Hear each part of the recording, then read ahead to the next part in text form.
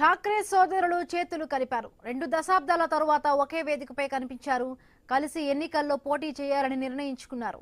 Shiv Sena chief Uddhav Thackeray, MNS chief Raj Thackeray Maharashtra రాజకీయాల్లో తమ ఉనికిని కోల్పోయారు. అయితే త్వరలోనే ముంబై స్థానిక సంస్థల ఎన్నికలు జరగనున్నాయి. ఉనికి కోసం పాటుపడుతున్న ఉద్ధవ్ రాజ్ ఎలక్షన్స్ లో సత్తా చాటాలనుకుంటున్నారు. వ్యూహాత్మకంగా ముందుకు వెళ్లాలని డిసైడ్ అయ్యారు. అందులో భాగంగానే ఎన్నికల్లో కూటమిగా ఏర్పడి పోటీ చేయాలని నిర్ణయించుకున్నారు. ఈ పరిణామాలతో మహారాష్ట్ర రాజకీయాలు ఒక్కసారిగా వేడెక్కాయి.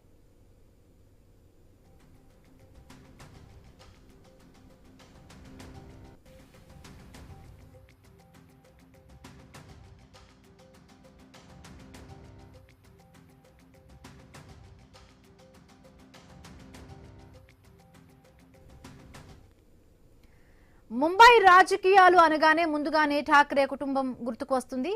మరాఠా పులిగా పేరొందిన బాల్ ఠాక్రే ఆ రాష్ట్ర రాజకీయాలను శాసించారు. ఆయన తరువాత శివసేన పార్టీ చాలా ఆటుపోట్లను ఎదుర్కొంది. ప్రస్తుతం 2 పార్టీలుగా కొనసాగుతోంది. శివసేన పార్టీని ఏకనాథ్ షిండే దక్కించుకోవడంతో బాల్ ఠాక్రే కుమారుడు ఉద్ధవ్ ఠాక్రే శివసేన పేరుతో పార్టీని నడుపుతూ ఉన్నారు. శివసేనను చీల్చి బీజేపీతో ఏకనాథ్ షిండే చేతులు కలపడంతో మహారాష్ట్ర రాజకీయాలు ఎన్నో మలుపులు తిరిగాయి. ఈ క్రమంలో ఉద్ధవ్ పై సానుభూతి పెరిగింది.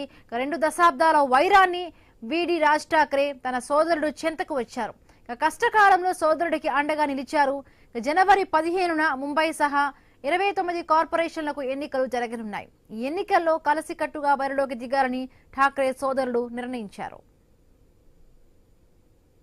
आमचं कर्तव्य म्हणून एकत्र आलेलो आहोत आणि मी मागेच म्हटलं एकत्र आलो आहोत ते एकत्र राहण्यासाठी.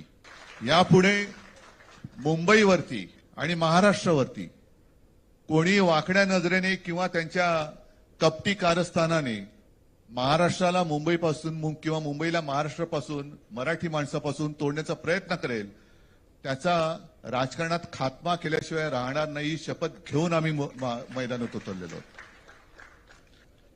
महाराष्ट्रामध्ये सध्या लहान मुलं पळवण्याची खूप टोळ्या फिरतायत.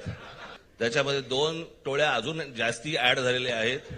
ते राजकीय पक्षांमधली मुलं पळवतात आणि जे निवडणुका लढवणार आहेत त्या लढवणाऱ्या सर्व उमेदवारांना दोन्ही पक्षांकडनं उमेदवारी दिली जाईल. ती कधी भरायची केव्हा भरायची ते आपल्याला कळवलं जाईल. आज फक्त आपल्या समोर एकच गोष्ट मी आपल्याला सांगू इच्छितो की बरेच दिवस याची प्रतीक्षा महाराष्ट्र करत होता. ती शिवसेना आणि महाराष्ट्र नवनिर्माण सेनेची युती झाली हे आज आम्ही आपल्याला जाहीर करत आहोत.